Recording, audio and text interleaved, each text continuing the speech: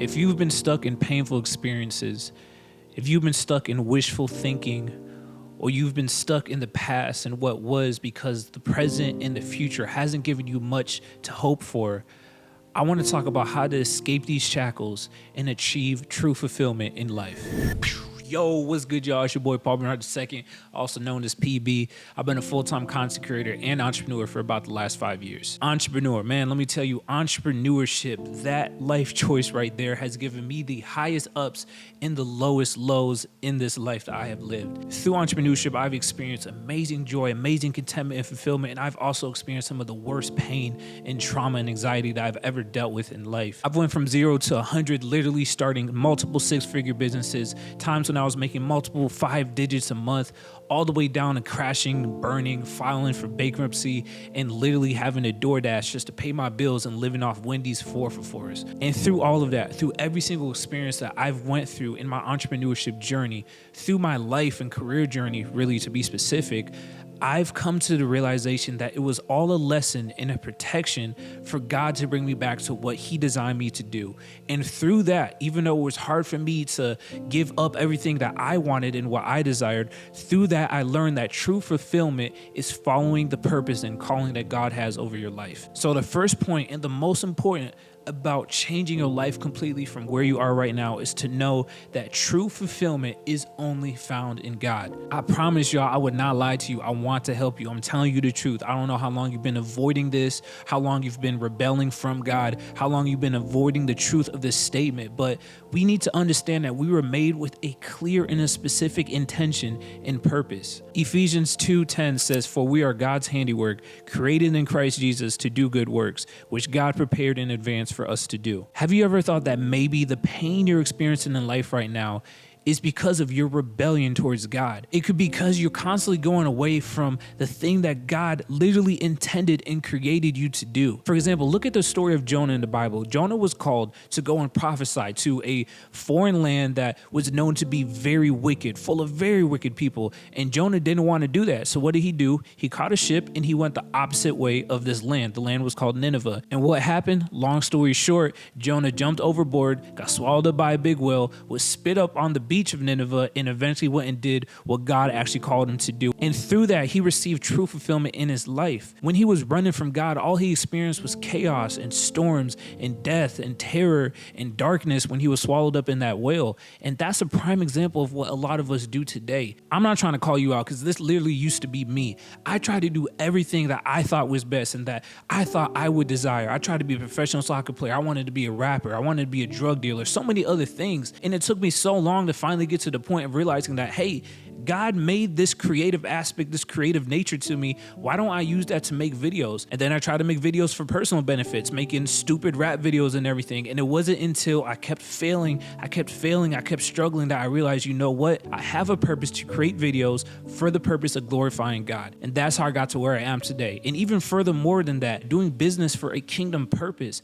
Things that I deep down always knew I was supposed to do, but I ran from it because either I was too scared to accept that this was my nature, that I was called to be an example to others for the love of God, or I just didn't want to listen. I wanted to be stubborn. I just wanted to do things my own way. Chances are, and I'm betting on it, that if I had a 2-minute conversation for you and I just asked you what your passions were and asked you what you felt the most led to do, I could figure out what God is calling you to do. And that's not just me. I guarantee that you can do that yourself. Deep down, I feel like you know what God is calling you to do. And there's some reason that you are holding back, that you feel like you're not equipped to do it, or some reason that you're not running after the thing that God has already opened a door for you to do in your life. Stop relying on human intention. Stop relying on human rationale. Stop relying on human common sense and take on the victory that is in Jesus. No matter what, if God has called you to do it, it is going to be done. And point number 2 about how to change your life completely is to not base your happiness, your joy, and your contentment in materialistic things. Anything that is of this world is going to pass away.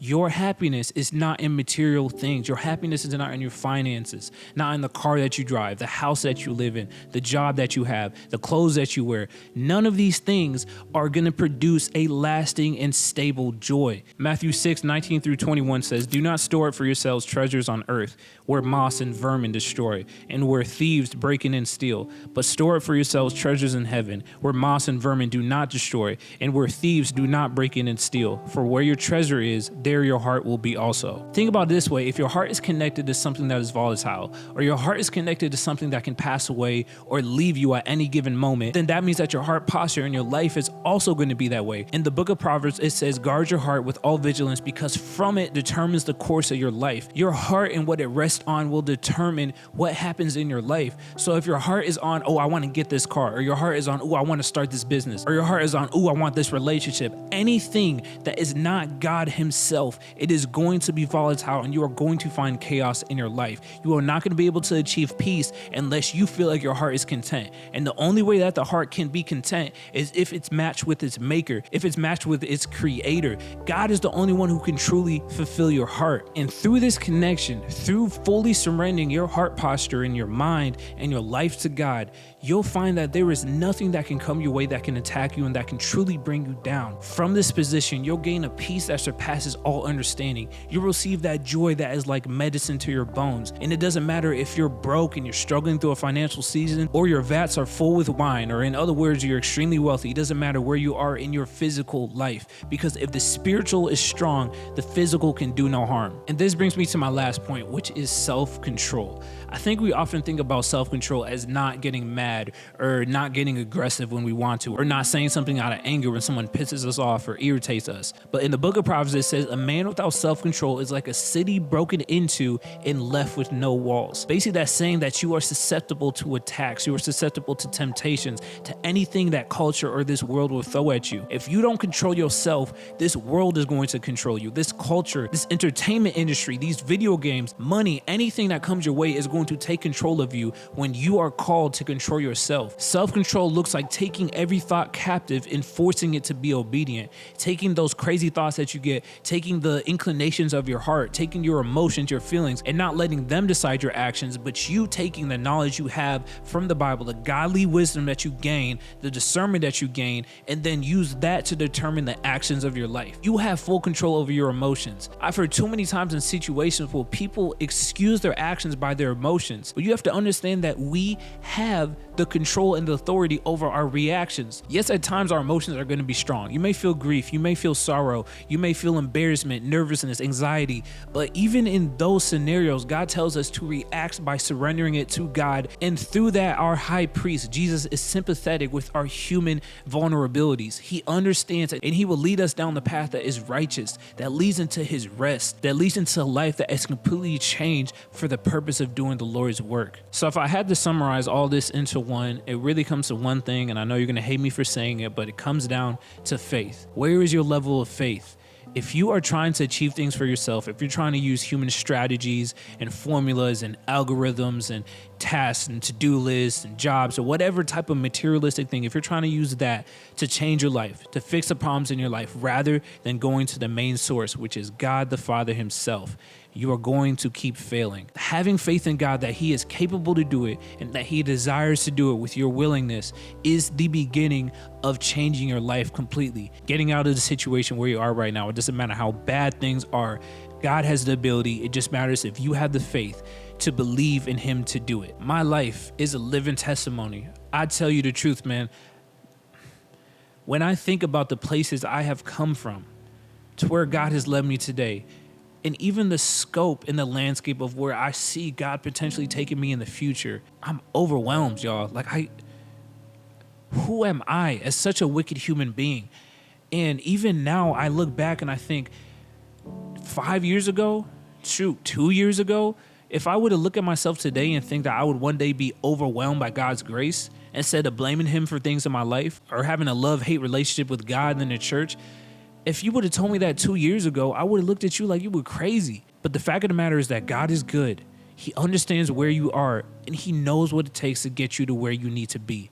You just have to trust him. All that being said, I can go on and on this point and on this topic. I love y'all very much from the bottom of my heart. I wish I had time to respond to every single comment that comes through and just encourage y'all, but I hope that my words today, the words that God has allowed me to utter to you over your life, I hope that you receive them. I hope that it speaks truth to you. It encourages you. It challenges you. It pushes you to that next step in your faith. Take these words, pray over them, hit the comment section if you need to, be vulnerable about where you are, use each other, lean on each other, take on each other's burdens, as Paul says, and don't forget to like, share, and subscribe as well. I'll see y'all in the next video. Peace.